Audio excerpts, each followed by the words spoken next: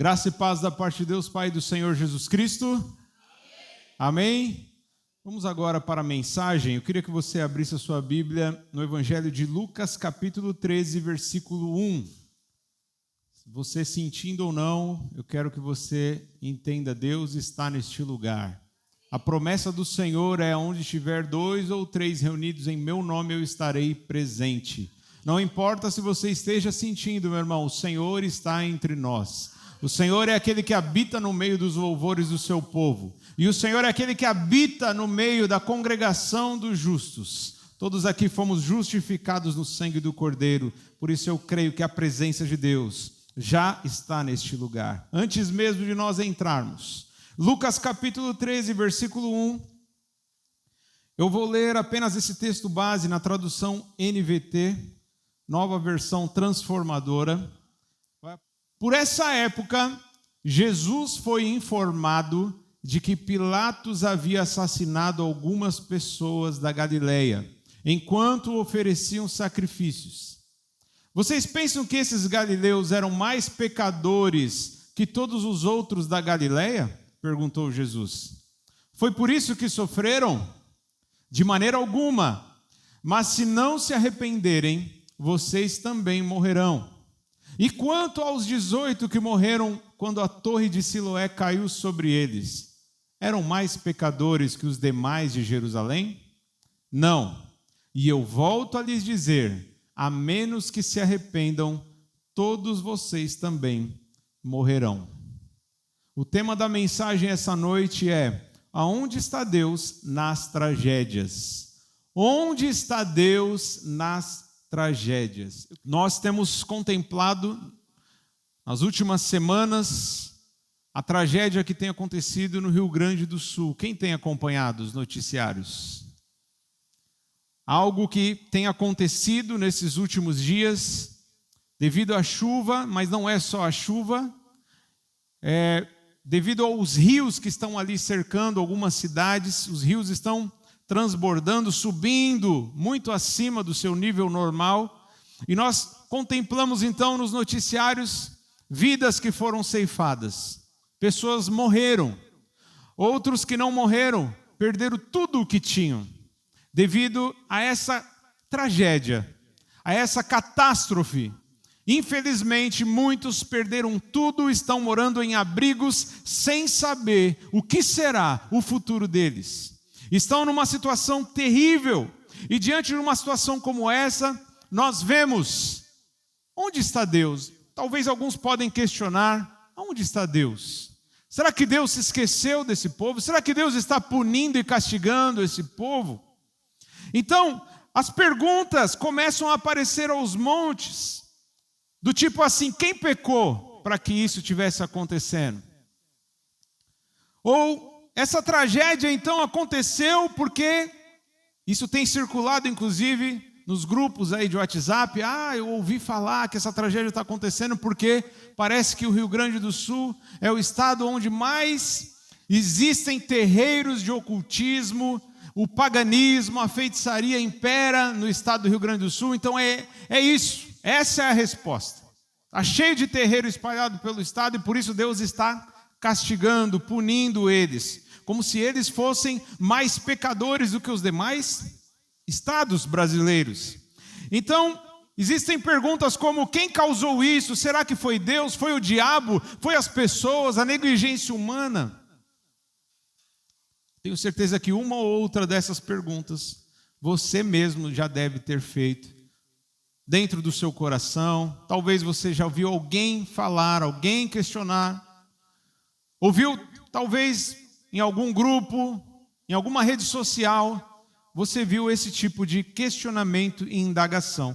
E no texto que nós lemos, meus irmãos, se você prestou bastante atenção, Jesus está falando sobre 2 tragédias que aconteceram.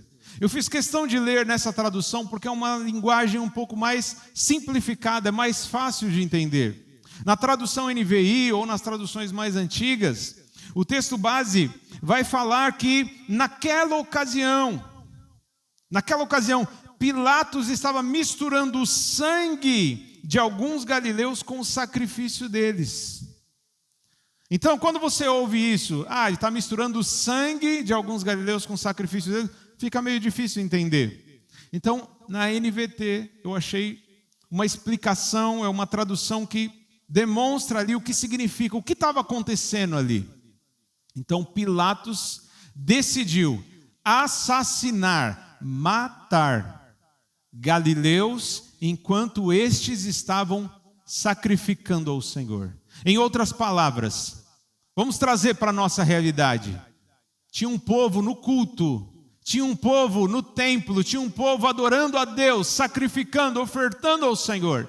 E no meio do culto, Pilatos então manda soldados matar o povo que estava adorando o Senhor. É uma tragédia ou não é, meus irmãos? Eu sei que muitos não gostam nem que eu fale isso hipoteticamente, nem que eu use isso como um exemplo. Mas foi isso que aconteceu. Imagine que você está aqui, num dia como hoje, num culto, e de repente começa a entrar os soldados. Alguns vão dizer, Deus o livre, o sangue de Jesus tem poder. Mas é só uma suposição. É só para que você entenda o que estava acontecendo na época de Jesus. Então, Pilatos manda soldados, eles entram na igreja e começam a matar todo mundo enquanto estes estavam adorando a Deus. Imagina, a gente no momento do louvor. Louvor a Deus. Não estamos batendo tambor a outros deuses. Não, o louvor a Deus. E aí, Pilatos então mistura o sangue deles, ou seja, tirando a vida deles, misturando com o sangue dos sacrifícios que eles faziam na época em adoração ao Senhor. Então essa é uma tragédia. A segunda tragédia é, Jesus menciona no mesmo contexto ali, uma torre que caiu em cima de 18 pessoas e matou todas elas. E é interessante que Jesus ele começa então a fazer essas indagações. Vocês pensam que esses galileus que morreram assassinados enquanto adoravam o Senhor, eles eram mais pecadores do que os demais? Porque essa é a tendência do ser humano, né? Quando vê alguém morrer em uma tragédia, em uma catástrofe, fala, esse aí deve ter pecado, esse aí deve ter feito alguma coisa, porque foi muito cedo, de repente, né? Foi muito jovem, no mínimo estava aprontando, no mínimo estava fazendo algo que desagradava ao Senhor. E por isso Deus, matou. Então, Jesus disse, vocês estão pensando que eles eram mais pecadores do que os outros? E aqueles que morreram quando a torre caiu, você acha que eles também eram mais pecadores que os demais de Jerusalém? E eu faço essa pergunta, eu creio que é o próprio Senhor Jesus, através de mim, que pergunta para todos vocês. Por um acaso, vocês que estão aqui, que estão vivos, acham que o povo do Rio Grande do Sul só sofreu o que tem sofrido porque são mais pecadores do que nós? Vocês acham que aqueles que morreram na pandemia só morreram porque são mais pecadores do que nós?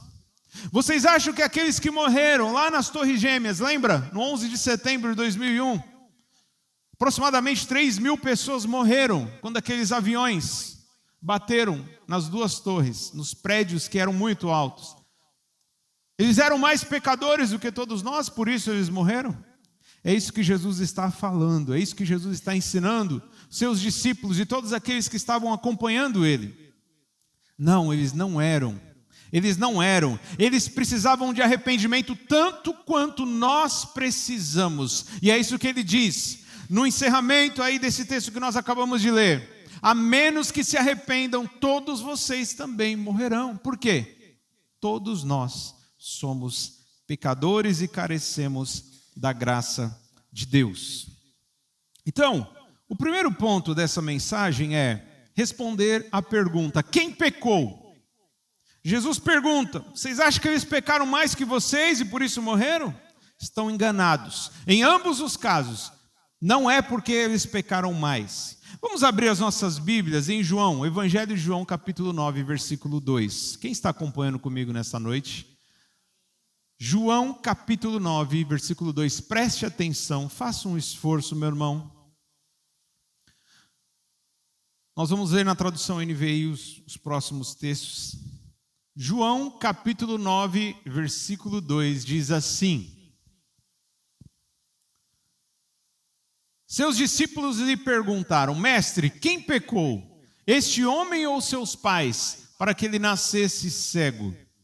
Disse Jesus: nem ele, nem seus pais pecaram, mas isso aconteceu para que a obra de Deus se manifestasse na vida dele. Jesus cura um cego de nascença. E de acordo com a religião e a tradição, quando uma pessoa nascia cega ou nascia com qualquer outra doença, eles consideravam isso como uma maldição, que era consequência do pecado. Alguns achavam que era possível uma criança pecar ainda no ventre da sua mãe, por isso eles ficaram com essa dúvida: será que foi os pais? Será que foi ele mesmo? Mesmo no ventre pecou e por isso nasceu cego. Está sendo castigado, é consequência de um pecado. E qual foi a resposta de Jesus? Nenhum dos dois. Nem toda tragédia, nem todo o problema que acontece no mundo é consequência do pecado. Existem muitos problemas que acontecem no mundo que Deus permite para que a sua glória se manifeste, para que o poder de Deus seja revelado a todos os homens. Aleluia. Louvado seja o nome do Senhor. Você compreende isso? Tem problemas, tem situações, tem doenças que Deus permite para que a glória dele, as pessoas tenham a oportunidade de conhecer mais a Deus, de vivenciar os milagres, de ver a mão de Deus operando poderosamente. Louvado seja o nome do Senhor. E aí você me pergunta: por que pessoas boas e inocentes sofrem? Eu não sei se você já parou para perguntar, refletir sobre isso, ou se alguém já perguntou isso para você. Se Deus é tão bom, por que então pessoas inocentes sofrem? Como alguns puderam ver, ou pelo menos ouviram falar, que lá no Rio Grande do Sul apareceram então crianças boiando na água. Crianças que para nós são inocentes. Não tiveram ainda a capacidade, a idade para ter consciência de algum pecado. Crianças puras, inocentes, não fizeram mal para ninguém. Por que pessoas boas sofrem? Por que pessoas inocentes muitas vezes morrem?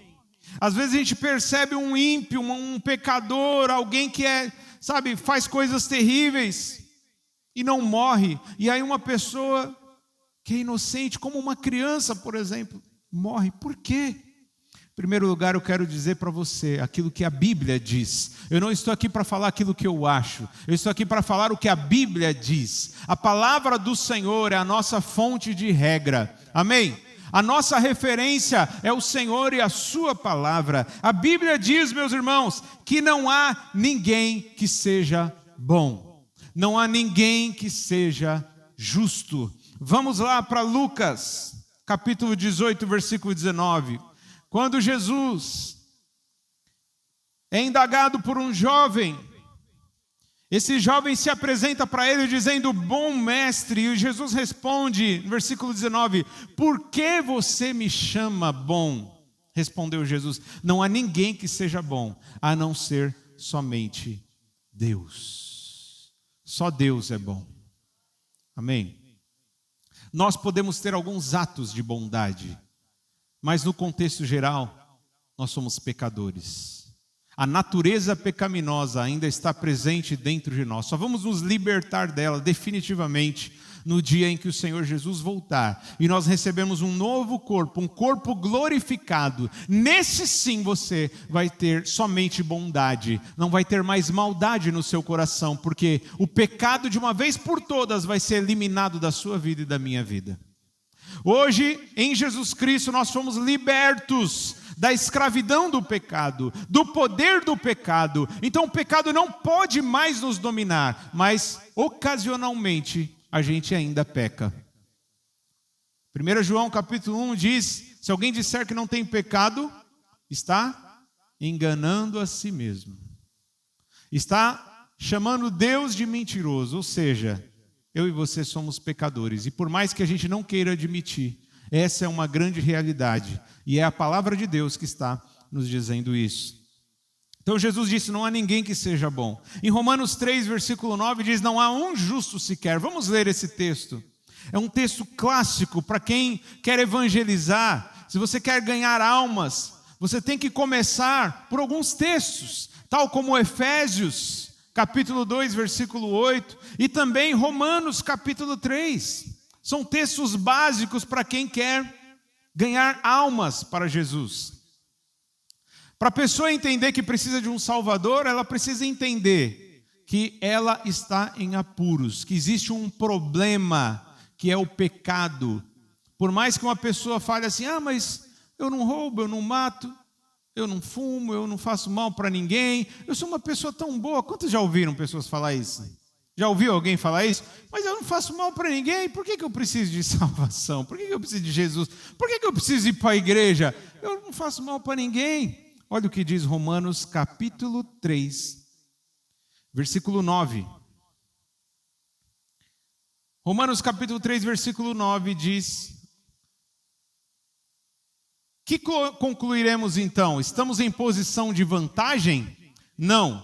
Já demonstramos que tanto judeus quanto gentios estão debaixo do pecado.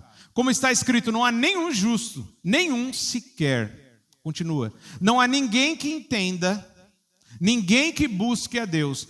Todos se desviaram, tornaram-se juntamente inúteis. Não há ninguém que faça o bem, não há nem um sequer. Ficou claro?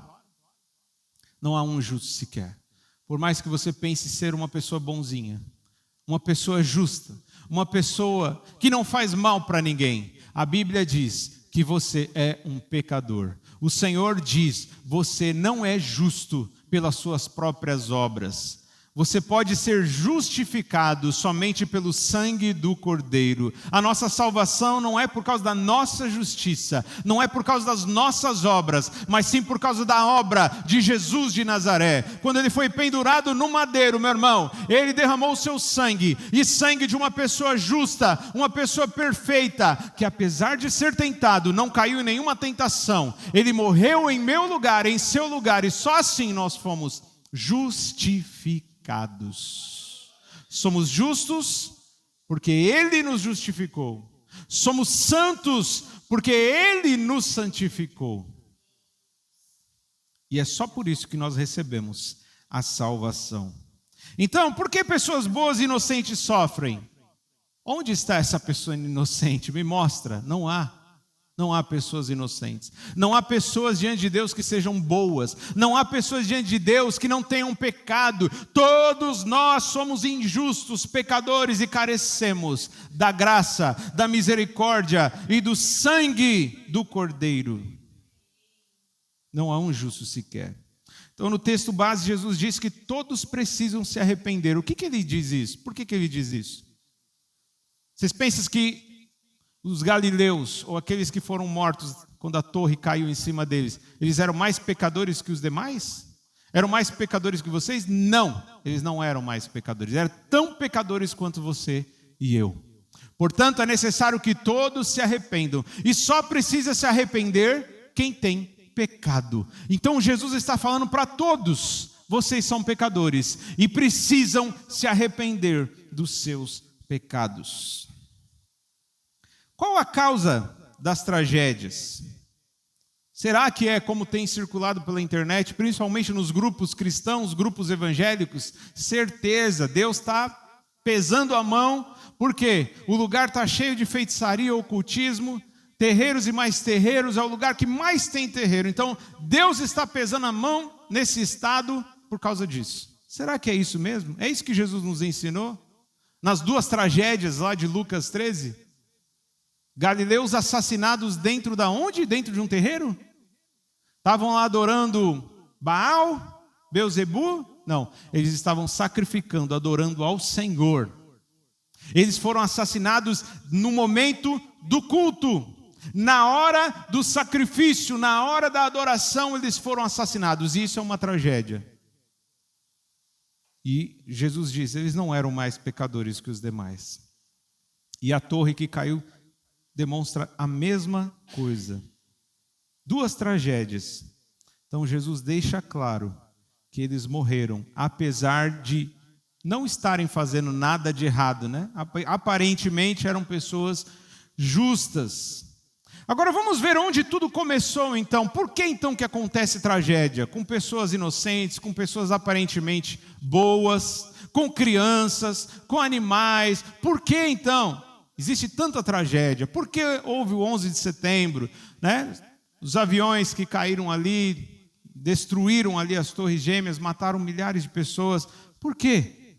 Onde tudo começou? Se não é por causa que eles eram mais pecadores que os demais, então, onde tudo começou? Tudo começou em Gênesis capítulo 3, versículo 17. Olha lá comigo.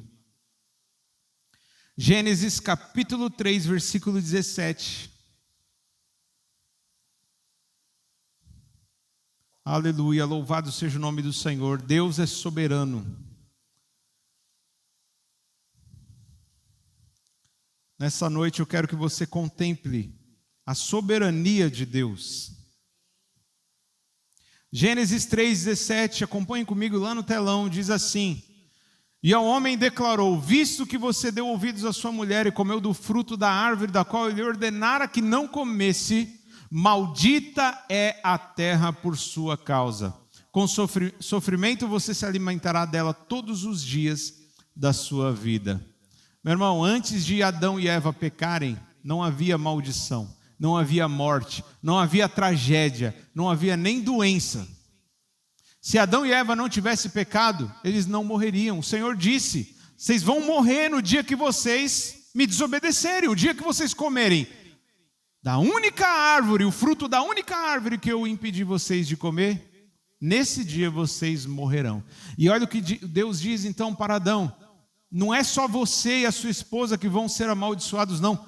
Por causa de você, Adão, toda a terra será maldita, será amaldiçoada.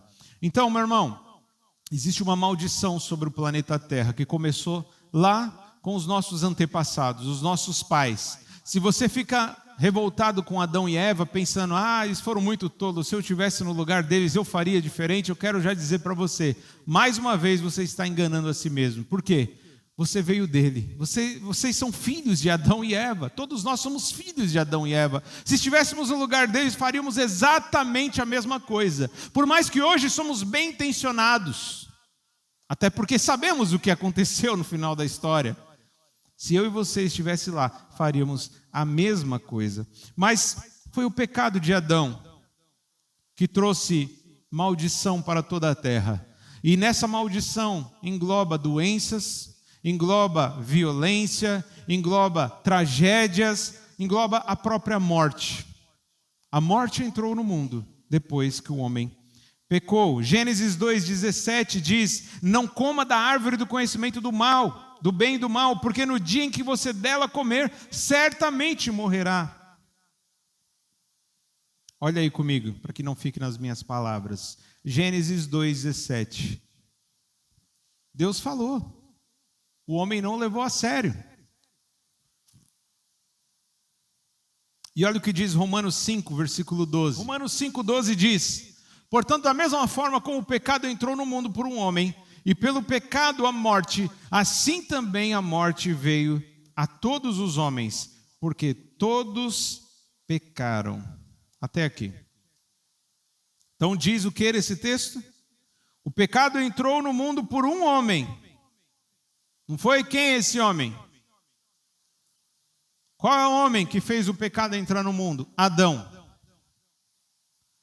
Assim também a morte veio a todos os homens, porque todos pecaram. Mais uma vez confirmando aqui, que não há ninguém santinho, perfeitinho, bonitinho diante de Deus. Todos pecaram. A morte veio então, não apenas para Adão, não apenas para Eva, mas veio para toda a humanidade. Essa é a maldição que entrou no mundo depois da desobediência, que muitos chamam de o pecado original. Porque nós somos pecadores, meus irmãos. Xing-ling, pecadores do Paraguai. O nosso pecado é só uma cópia, uma reprodução do pecado original, que foi com Adão e Eva.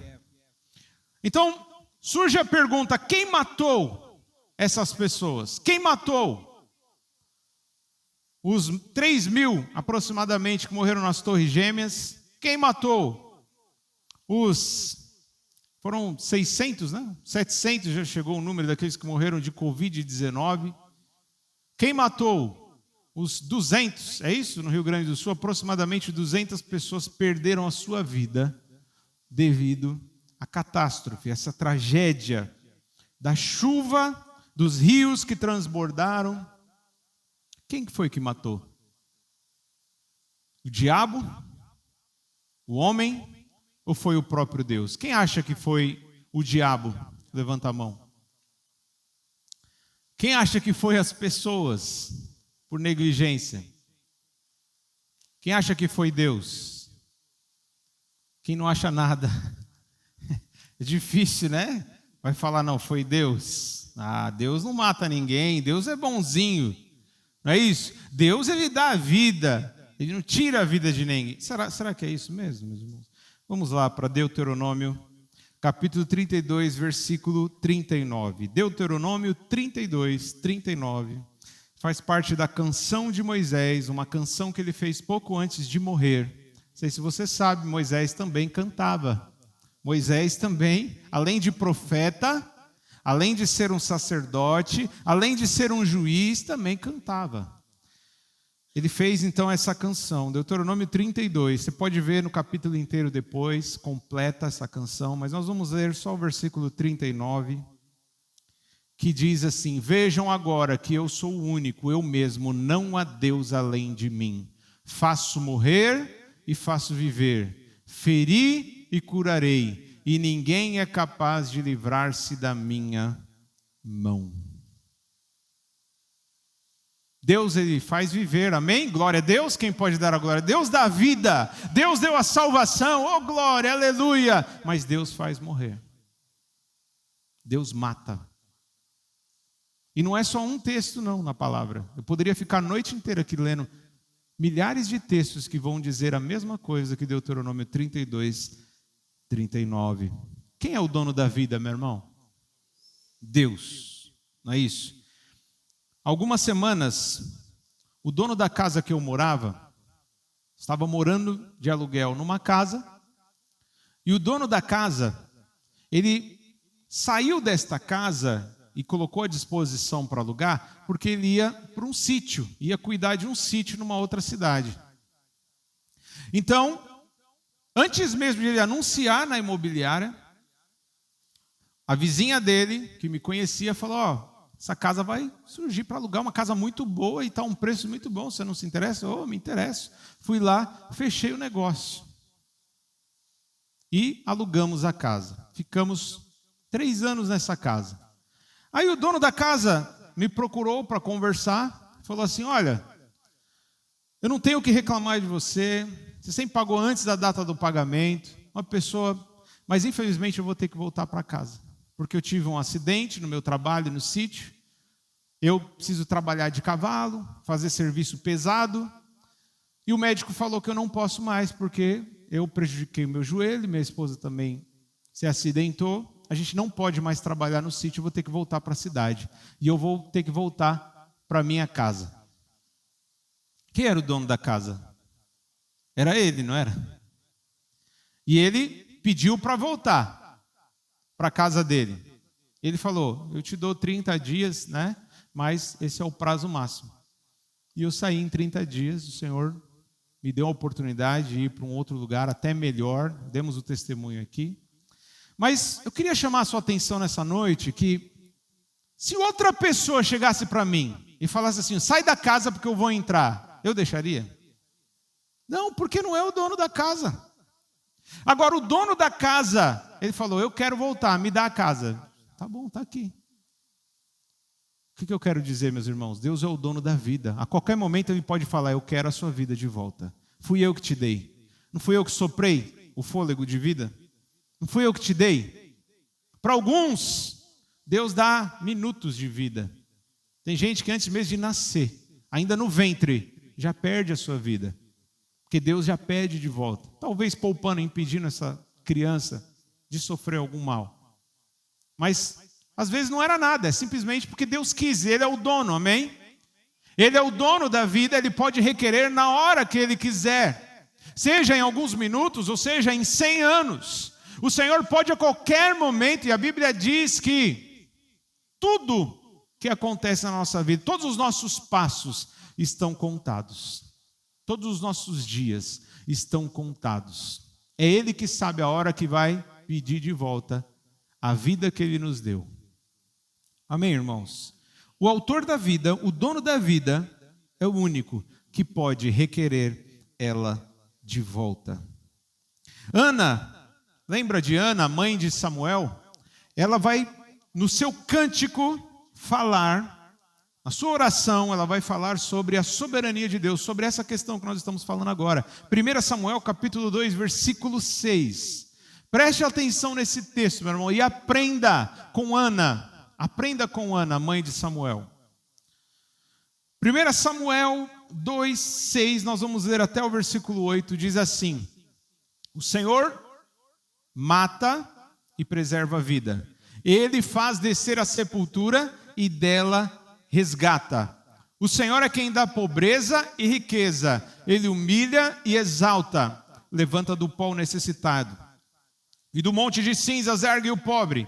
E os faz sentarem-se com príncipes e lhes dá lugar de honra, pois os alicerces da terra são do Senhor. Sobre eles estabeleceu o mundo.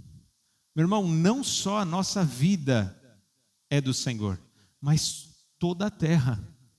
Quem foi que fundou a terra, colocou alicerces na terra, estabeleceu o mundo que nós contemplamos com os nossos olhos?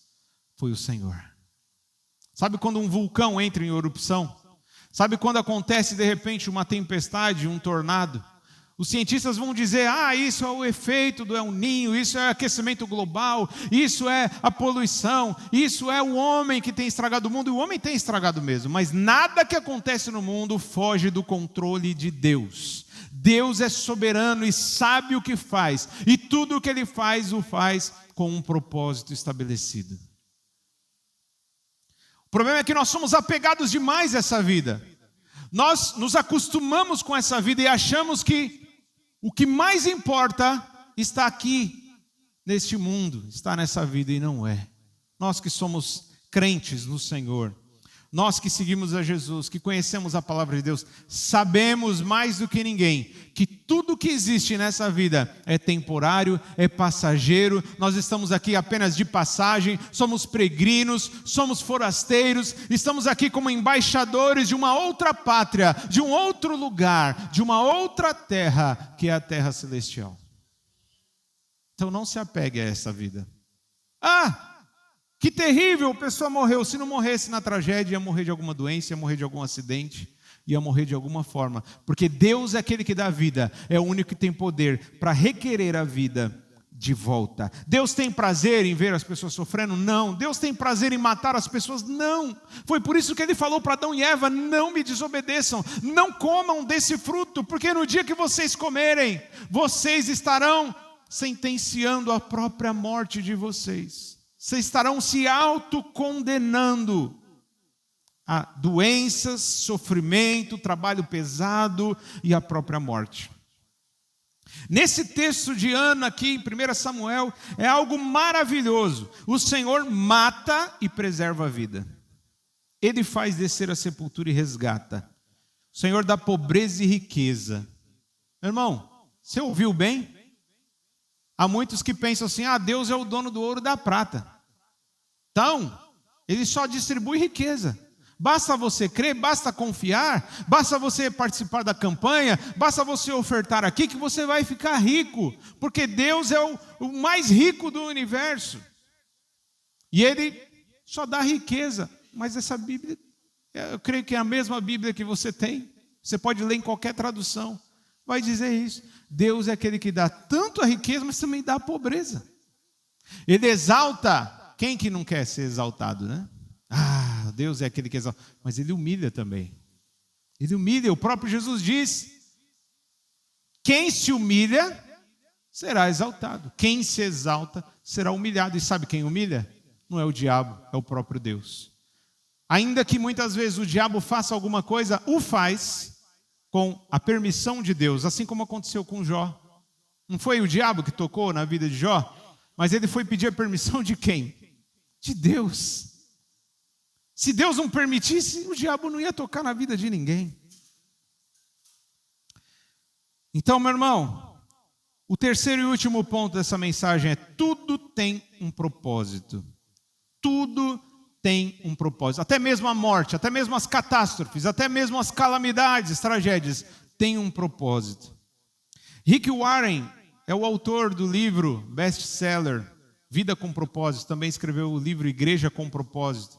Um pastor americano muito conhecido no meio evangélico. Ele diz a seguinte frase: você nunca saberá que Deus é tudo o que você precisa até que Ele seja tudo o que você tiver. Vou repetir. Você nunca saberá que Deus é tudo o que você precisa até que Ele seja tudo o que você tiver. Jó experimentou exatamente isso. Ele era um homem íntegro, a Bíblia diz. Era um homem próspero. Era um homem que tinha filhos. Era um homem que tinha propriedades. Era um homem que tinha muito gado. Era um homem que tinha uma saúde perfeita. Mas um belo dia, tudo de mais precioso que ele tinha, ele perdeu. Sabe a única coisa que ele não perdeu? O próprio Deus. O próprio Deus. Porque ele conversava com Deus e Deus falava com ele. E Deus abriu o seu entendimento. No final do livro de Jó, nós vamos ver Jó dizendo a seguinte frase: antes eu conhecia Deus de ouvir falar, eu conhecia apenas uma teoria, um conceito sobre Deus. Agora eu caminho lado a lado com Deus, agora eu conheço Ele de com Ele andar. Porque você nunca saberá que Deus é tudo o que você precisa até o momento em que Ele for tudo o que você tiver.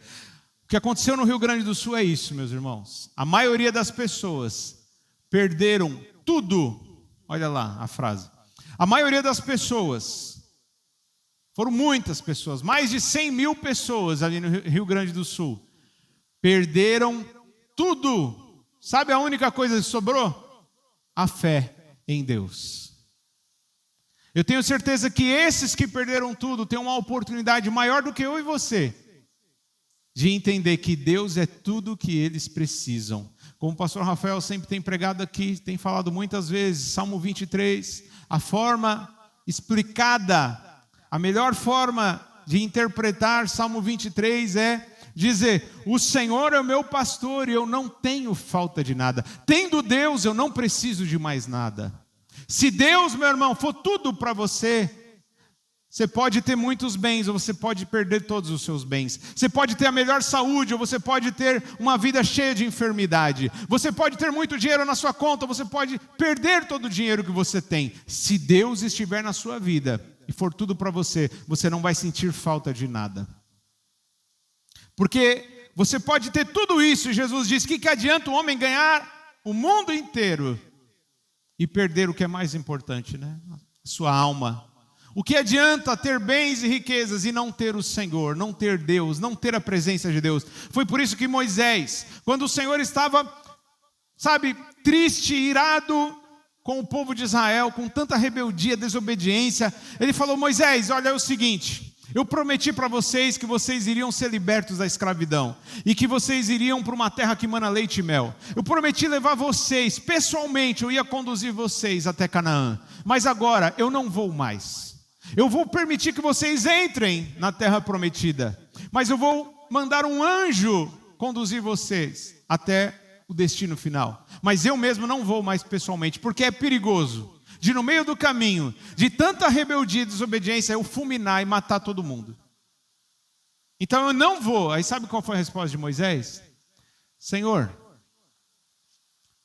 sabe o que nos diferencia dos demais povos dessa terra? É a tua presença no nosso meio. É a tua presença que faz toda a diferença. O que nos distingue dos demais povos dessa terra é o Senhor no nosso meio. E o que os outros povos iriam dizer? Ah, Deus os libertou do Egito, da escravidão, para os matar no deserto. Então, se o Senhor não for conosco, não nos envie. Ou seja, trazendo para a nossa realidade, se Deus não nos acompanhar até o céu, Senhor, não nos leve para o céu. Porque o céu não é mais importante do que a sua presença, do que a sua direção, do que o seu cuidado. O céu não é mais importante do que o seu abraço, do que a sua presença. Aleluia, a presença de Deus, meu irmão, é o que faz a diferença na nossa vida. Você, meu irmão, com a presença de Deus, como eu falei, você pode perder tudo. Se você tiver a presença de Deus, você ainda está em vantagem, você ainda está no lucro. Agora, se você não tiver a presença de Deus, você pode ser um homem e a mulher mais rico do mundo. Você vai ser uma pessoa miseravelmente pobre de espírito. Então, meu irmão, Jó experimentou perder tudo. Quando perdemos tudo, temos a oportunidade de compreender que Deus é realmente tudo o que precisamos. E que Ele está sempre perto dos que estão com o coração quebrantado e espírito abatido. Lá no Rio Grande do Sul estão famílias e mais famílias com o coração quebrantado, com o espírito abatido, sem saber o que vai acontecer, sem saber como será o futuro. Ouvi falar que teve alguns abrigos que tiveram que separar homens das mulheres. Além da tragédia dos rios transbordarem, da chuva causar uma destruição em muitas cidades, aqueles que estavam nos abrigos, mulheres, algumas mulheres foram abusadas sexualmente e por isso tiveram que separar homens de mulheres. Então, para alguns, meu irmão, a tragédia não acabou depois que a água baixou, continuou. Então, pessoas que estão abatidas, pessoas que estão quebrantadas, pessoas que estão vivendo um momento de fraqueza, são esses que têm a maior oportunidade de experimentar o poder de Deus. Lembra do que Paulo disse em 1 Coríntios, capítulo 12? Lembra do que o apóstolo Paulo diz? Quando ele ora, Senhor, tira esse espinho na carne. Ele orou 3 vezes para que o Senhor tirasse o espinho na carne. Acho que é 2 Coríntios. Ele orou, Senhor, tira esse espinho na carne, não aguento mais esse sofrimento. Aí qual foi a resposta do Senhor? A minha graça te basta, pois o meu poder se aperfeiçoa na fraqueza, é na sua fragilidade, é no momento que você perde, é no momento que você sofre, que a minha graça muitas vezes ela invade a sua vida, você tem a oportunidade de experimentar mais da minha presença, mais do meu bálsamo, mais da minha paz. Então, meu irmão, se você está vivendo um momento de dor e sofrimento, não murmure, não reclame, talvez esse seja o melhor momento da sua vida. Você tem a oportunidade única, talvez, de experimentar mais da graça e da presença de Deus na sua vida. Aonde está Deus nas tragédias? O Deus soberano continua reinando.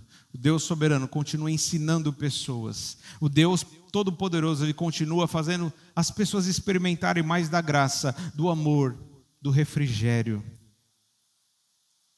Paulo aprendeu que quanto mais ele estivesse fraco, mais ele seria forte.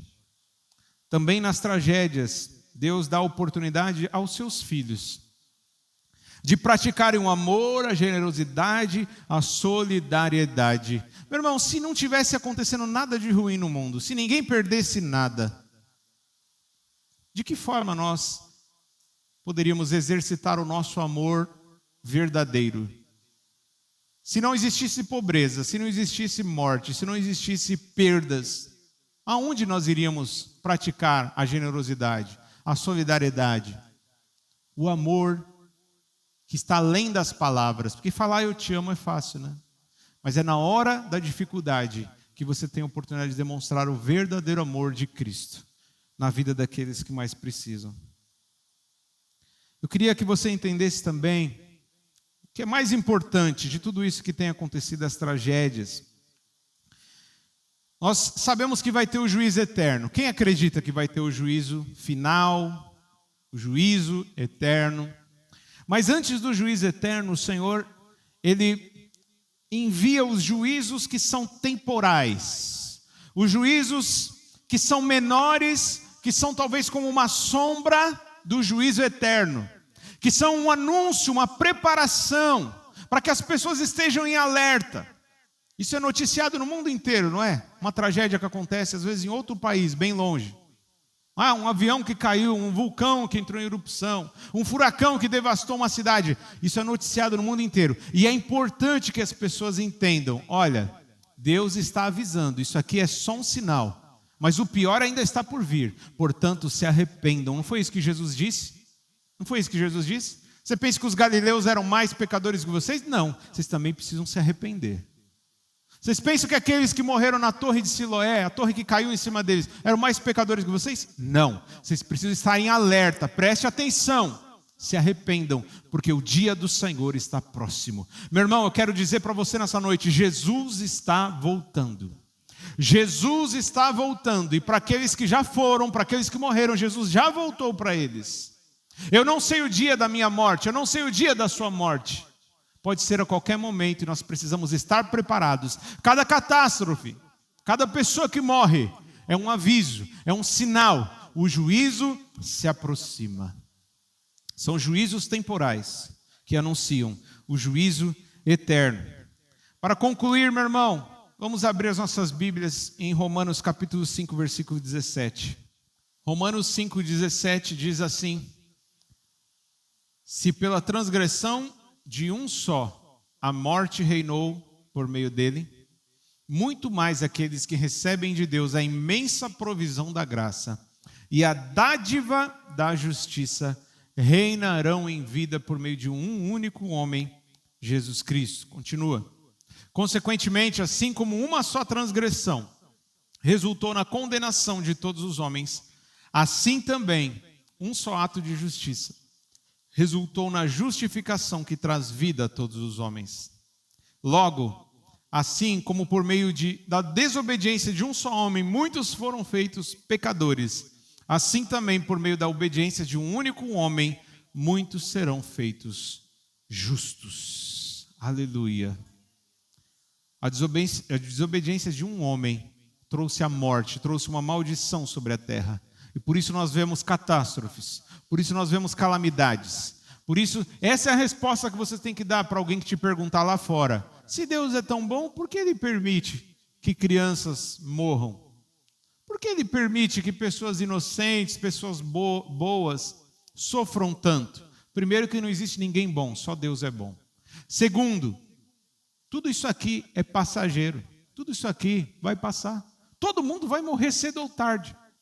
Terceiro, toda catástrofe acontece não por causa do pecado da pessoa que morreu, e sim por causa do pecado original. Adão e Eva pecaram, a maldição entrou no mundo. A maldição entrou no mundo. Então, por meio de um só homem veio o problema, mas por meio de um só homem também veio a solução. Por meio de Jesus veio a redenção, veio a graça, veio a justificação, veio a salvação definitiva.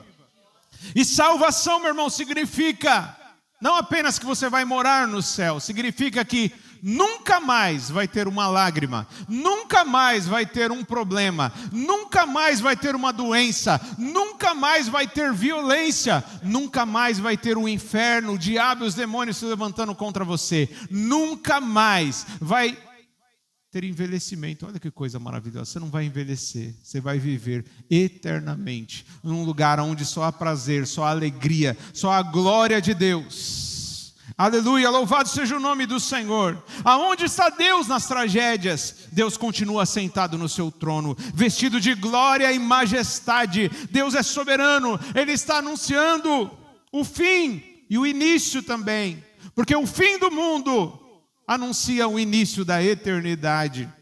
Aonde está Deus no meio das tragédias? Ele está perto dos que estão com o coração quebrantado, daqueles que estão com o espírito abatido. Deus também está na solidariedade daqueles que são a verdadeira igreja, que estende a mão para ajudar, seja com dinheiro, seja com produto de higiene pessoal, com roupa, com alimento, o que for necessário. Aonde está Deus nas tragédias? Louvado seja o nome do Senhor, Ele continua reinando, eterno e soberano, nada fugiu do seu controle, não tem nada estranho acontecendo para Deus, tudo está no controle de Deus. O mundo não é eterno, o mundo não é o nosso lar definitivo, o mundo está debaixo de maldição, mas temos a certeza que todo sofrimento vai acabar, toda lágrima será enxugada para aqueles que pertencem ao Senhor. Se coloque de pé em nome de Jesus. Estás aqui, movendo entre nós. adorarei, te adorarei. Estás aqui, mudando destinos, te adorarei.